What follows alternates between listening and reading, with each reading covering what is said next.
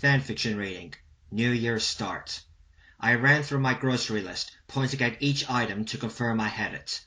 Yes, yes, yes, yes. Once I was satisfied that I hadn't missed anything, I went through the checkout and paid. Bags in hand, I made my way home. My breath came out as white puffs due to the cooler temperature. I wasn't totally bothered by the chill. I personally preferred it to the heat of summer. As I walked, I cast gazes at people preparing for the new year. I had now graduated from Sakura High and had really enjoyed my time there. Thankfully, I had made it through scot-free. The other students had not labeled me as a pervert, which I was exceptionally happy about. All my efforts had not been wasted. Reaching my apartment, I released a couple of bags to free one of my hands. Unlocking the door, I headed inside. After putting away my groceries, I stretched. Okay, that's all done. So what do I do now? My phone's text tone then went off. It was Ui. Hi, are you free this evening? Azusa and Jun are spending New Year's at my place tonight. We'd love you to come along. I smiled. I'm pretty sure by we'd love you to come along, she really means Azusa would love you to come along. I typed up a response. Sounds good. Thanks for the invite. What time should I come? How about around 7? Make sure you come hungry. Will do. See you there. I put my phone away, then checked the time. Almost lunchtime. Should I invite Azusa out or wait for later? Giving it some thought, I decided to wait. Maybe I should get her a present or something, even though it's already past Christmas.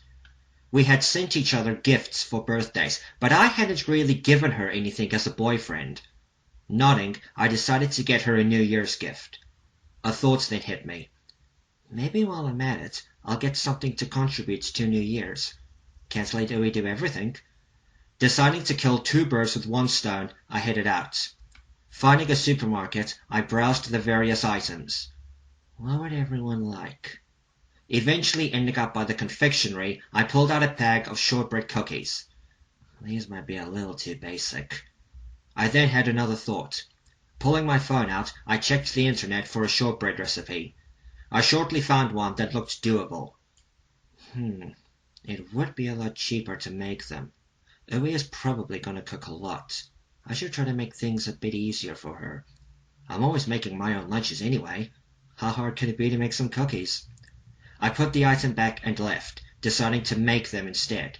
I still needed to find a gift for Azusa though, so I headed to the main mall. It can't be anything too extravagant. That'll cost too much. I looked through all the stores I could find. I saw a lot of cute things that I thought she might like, but couldn't quite decide. Entering another store, I kept browsing. My eyes then fell upon some stuffed animals. Looking through, I found some stuffed cats. Well, her nickname was Azanyan. Sifting through them, I found a black cat.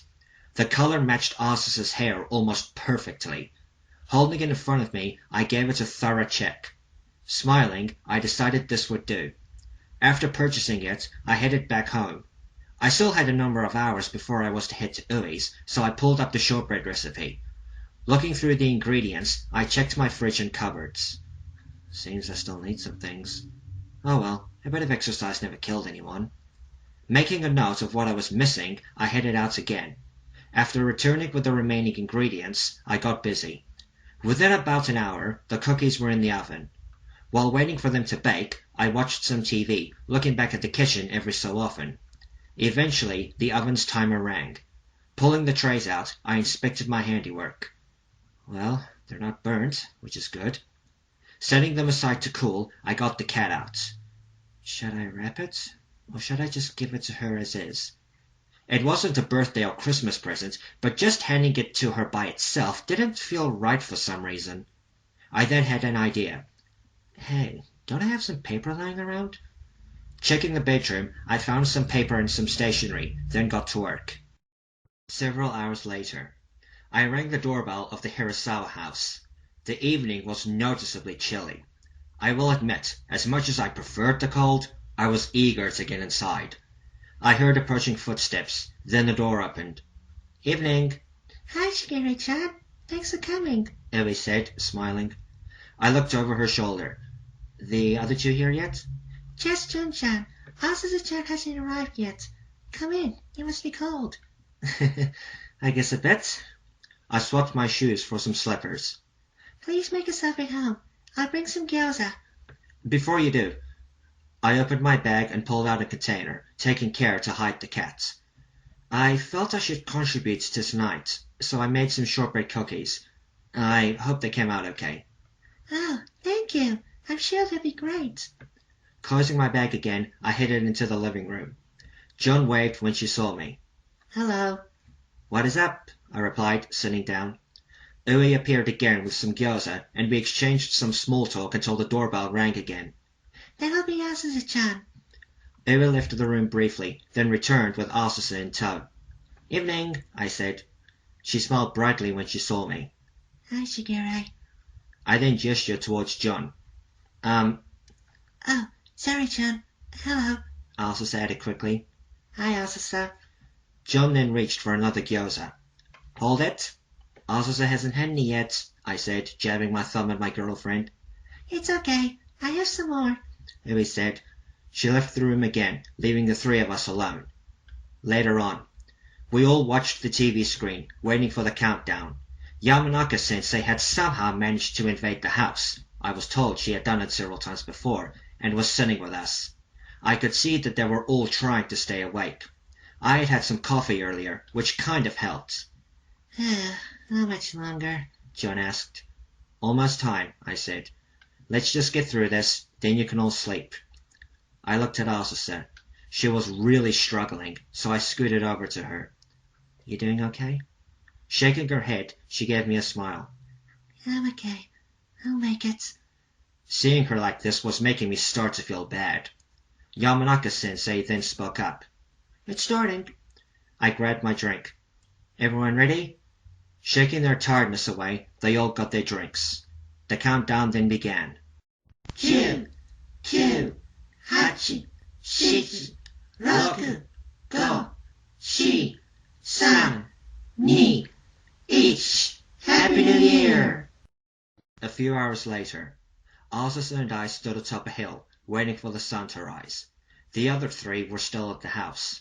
Although I felt really bad doing it, I woke them up and asked for volunteers to see the first sunrise of the new year. Yamanaka-sensei was fast asleep, with no hope of being woken up.